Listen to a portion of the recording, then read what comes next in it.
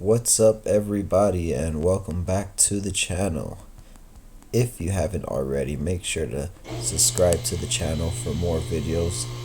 Today, as you guys read from the title, we're just doing a simple brake pad replacement on this W22 2015 Mercedes S550. I believe the procedure is the same from 2013 all the way to 2020.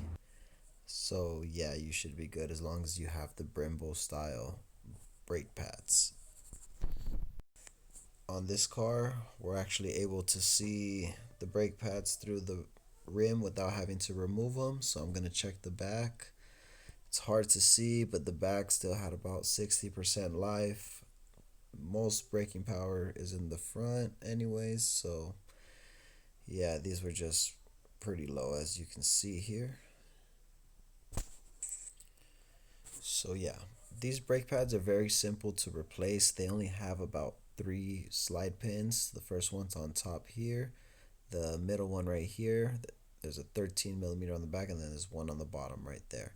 So this is the old pad after we slid those pins out and slid the brake pads out.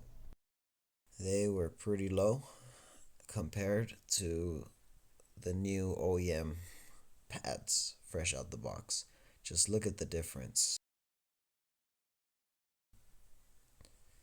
How thick those pads are. So yeah, here's another look. This one was so close, already hitting the wear sensor, and also you want to make sure you replace those wear sensors every single time you do your brake pads, no matter what. But hope you guys enjoyed this quick little video. Stay tuned. We will be making more videos on this car. Next video, we're going to be doing the emblem replacement. Stay tuned.